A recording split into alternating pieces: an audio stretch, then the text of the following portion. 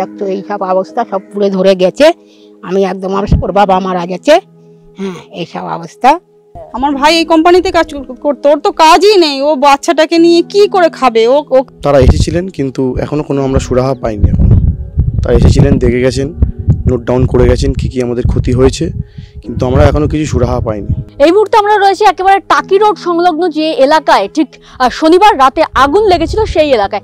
একেবারে 4 থেকে 5 দিন কিন্তু ক্রস করে গেছে, তবে এখনো পর্যন্ত কিন্তু আগুন নিয়ন্ত্রণে আসেনি বলে জানা যাচ্ছে। আগুন নিয়ন্ত্রণে আসলেও এখনো কিন্তু বেশ কিছু জায়গায় পকেট ফায়ার রয়েছে। আমি আমার ক্যামেরা পার্সনকে বলবো একটু দেখাতে। এখানে কিন্তু যে পরিমাণে ধোঁয়া এখনো বেরোচ্ছে, তাতে কিন্তু এখনো বোঝা যাচ্ছে যে প্রচুর পরিমাণে এর ভেতরে এখনো পর্যন্ত কিন্তু পকেট ফায়ার রয়েছে। এবং মাঝে মাঝেই কিন্তু এখান থেকে ব্লাস্টের আওয়াজ শোনা যাচ্ছে, অর্থাৎ এখনো পর্যন্ত কিন্তু বেশ কিছু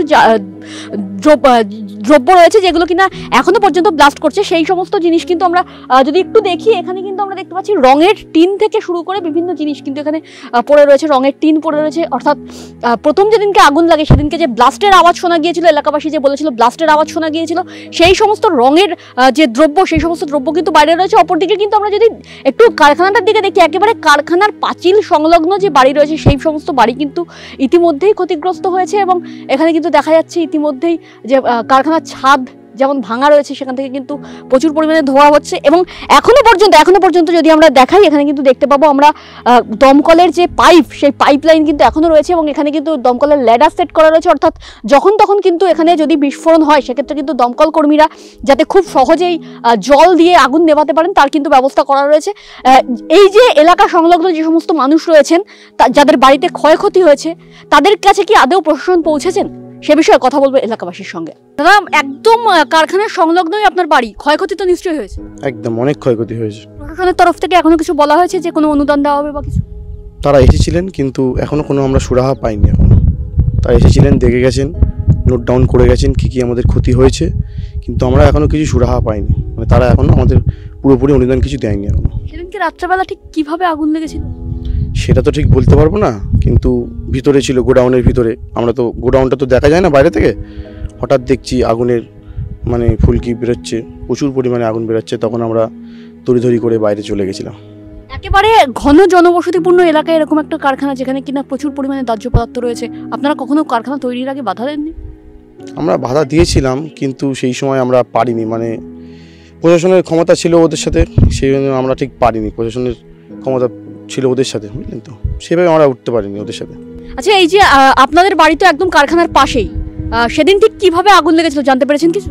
আমরা জানতে পেরেছিলাম যে হলো সন্ধ্যে 7টার সময় এরকম মানে একটা সাইলেন্স, একটা ওদের একটা আওয়াজ হয়। এবার সেই আওয়াজটা ছিল, আর পাশে আমার কাকি ছিল, কাকি ওই পাশে পাড়া থেকে সব ওরা ছুটে এসেছিলো, এসে বলেছে। তা বলতে আমার কাকি আমাদের ঘরে গিয়ে বলছে এরকম আগুন লেগেছে।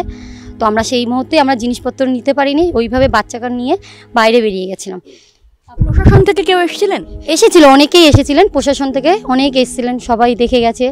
এই যে ক্ষয়ক্ষতি হয়েছে, কোনো অনুদান দেবেন বা কিছু বলেছেন? না, এইগুলো আমার কিছু শোনা হয়নি এখনো, কি দেবে আমাদেরকে কাউকে বলা হয়নি এখনো। এই যে আপনাদের একদম লোকালয়ে এত মানুষ থাকে, তার মাঝখানে এরকম ফ্যাক্টরি তৈরি হয়েছে, আপনারা তো অনেকদিন ধরে রয়েছেন, বারণ করেননি? হ্যাঁ, না, বারণ শুনিনি, আমাদের কথা শুনিনি। আবার বলেছিল এইসব করে দেবে, তাও করিনি, কিছুই করিনি। আমি খুব গরিব মানুষ, অসহায় গরিব।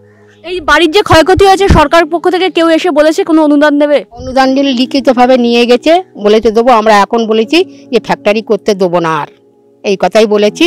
আমি খুব অসহায়, দেখতো এইসব অবস্থা, সব পুড়ে ধরে গেছে। আমি একদম, ওর বাবা মারা গেছে। হ্যাঁ, এইসব অবস্থা। আমি একাই থাকেন এখানে? ছেলে বউ 3 জনা থাকি।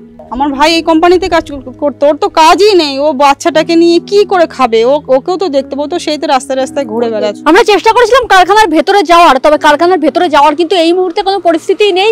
বাইরে থেকে যে ছবি আমরা দেখিয়েছি, এবং সেখানে কিন্তু বারবারই বিস্ফোরণের আওয়াজ শোনা যাচ্ছে। অর্থাৎ এখনো পর্যন্ত কিন্তু 5 দিন হয়ে যাওয়ার পরও কিন্তু সেই বিস্ফোরণ এখনো কিন্তু বন্ধ হয়নি। এখনো ভেতরে দাহ্য পদার্থ রয়েছে এবং মাঝে মাঝেই বিস্ফোরণ শোনা যাচ্ছে।